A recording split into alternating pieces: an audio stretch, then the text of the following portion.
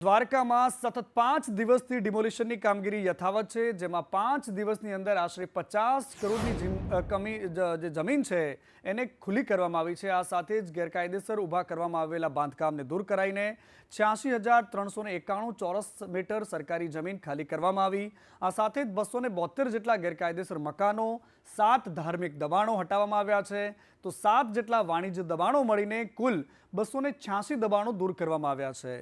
બીજી તરફ જામનગરમાં આવેલા 35 ટાપુ જે પાકિસ્તાન નજીક હોવાથી સુરક્ષાની દ્રષ્ટિએ બહુ જ મહત્વના છે અને આ વિસ્તાર અનૈતિક પ્રવૃત્તિઓ માટે સંવેદનશીલ હોવાથી 9 દબાણો જામનગર પોલીસે દૂર કરાવ્યા છે। તો દ્વારકાના 23 ટાપુઓ પરથી પણ દબાણો દૂર કરાયા છે। અલગ અલગ 5 તસવીરો બયા કરે છે કે છેલ્લા એક અઠવાડિયામાં દાદાનું બુલડોઝર ક્યાં ક્યાં ફર્યું છે। અને ભગવાન કૃષ્ણની નગરી દ્વારકામાં સતત 5 દિવસથી ડિમોલિશનની કામગીરી ચાલી રહી છે। બેટ દ્વારકા અને ઓખામાં ગેરકાયદેસર દબાણો દૂર કરાઈ રહ્યા છે।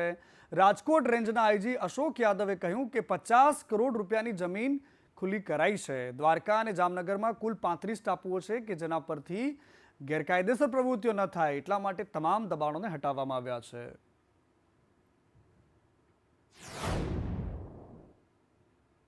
ગણાતા જામનગર અને દેવભૂમિ દ્વારકાની અંદર છેલ્લા 5 દિવસથી ડિમોલિશન ચાલી રહ્યું છે અને આખું ડિમોલિશન જેમના માર્ગદર્શન હેઠળ ચાલી રહ્યું છે એ રાજકોટ રેન્જના આઈજી અશોક કુમાર યાદવ આપણી સાથે છે।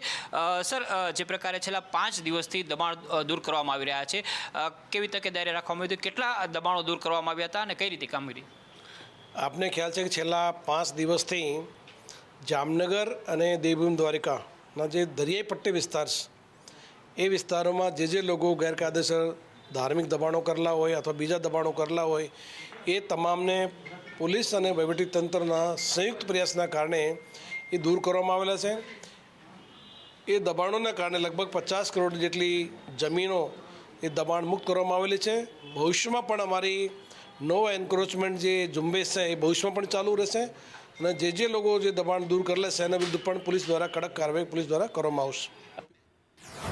અને આ તરફ અમદાવાદમાં લૂંટ વિથ મર્ડરના આરોપી ઝડપાયા છે। આરોપી પતિ પત્નીની પોલીસે ધરપકડ કરી છે। આરોપી આનંદ ઠાકોર નિલોફર જેની ધરપકડ કરાઈ છે। મકાનમાંથી વૃદ્ધનો મૃતદેહ મળી આવ્યો હતો।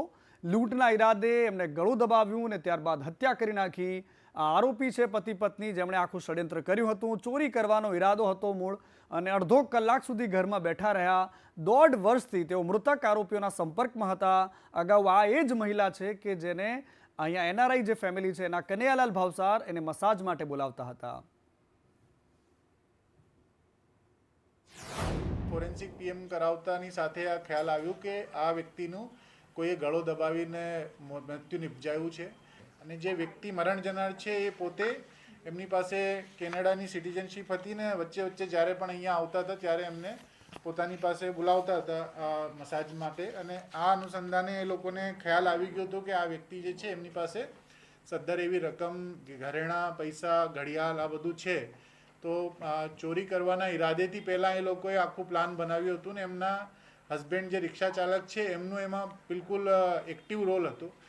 પરંતુ તે દિવસે જ્યારે પછી એ વ્યક્તિને થોડુંક ડાઉટ ગયું કે આ લોકો એમના ઘરમાંથી આ પ્રકારે ચોરી કરવાના ઈરાદેથી ગેટ ખુલ્લું રાખીને બીજો માણસ કોઈ એન્ટર કર્યું છે ત્યારે એને ખ્યાલ આવતાની સાથે જ પછી એ બંને લોકોએ એમને તકનો લાભ લઈને ગળો દબાવી અને મૃત્યુ નિપજાયું છે।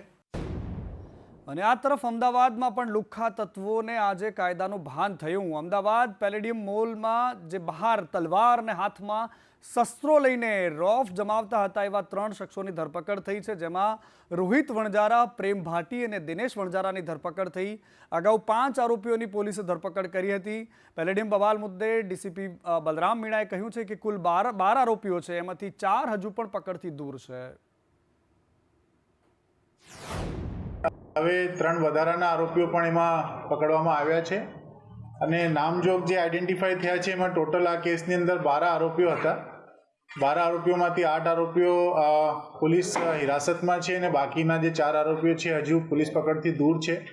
આ લોકો ને અમે આગળની જે કાર્યવાહી છે એ હવે કરી રહ્યા છે। અને ઉત્તરાયણ જેવા પર્વમાં પણ દારૂડિયાઓ દારૂ પીવાનું છોડતા નથી। વડોદરામાં નશામાં ધૂત થયેલા એક અધિકારી ભાન ભૂલ્યા। પાદરાના ડેપ્યુટી મામલતદાર ચિક્કાર નશામાં જોવા મળ્યા। ડેપ્યુટી મામલતદાર નરેશ વણકર પીધેલી હાલતમાં ગાડીમાં જ પડ્યા રહ્યા। દારૂના નશામાં મામલતદારની કાર ખાડામાં ખાબકી, નશામાં ડેપ્યુટી મામલતદાર ગાડીમાં ઢળી પડ્યા, ખોદકામ ચાલુ હોવાના કારણે ગાડી ટર્ન ન લઈ શકી અને મામલતદાર સાહેબ પ્લેટ એની ગાડીમાં પડેલી હતી અને તેઓ પણ એ જ ગાડીમાં ઊંધા વળીને પડ્યા હતા.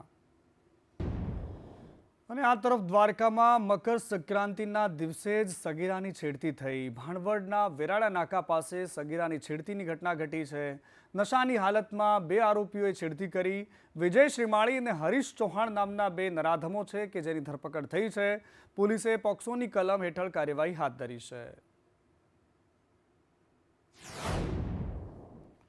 અને કેન્દ્રીય ગૃહમંત્રી અમિત શાહ ગુજરાતમાં છે. કલોલમાં નવનિર્મિત ઓડિટોરિયમનું એમણે લોકાર્પણ કર્યું અને એમની સાથે સાથે આજે રેલવે અંડરપાસનું પણ લોકાર્પણ કર્યું છે.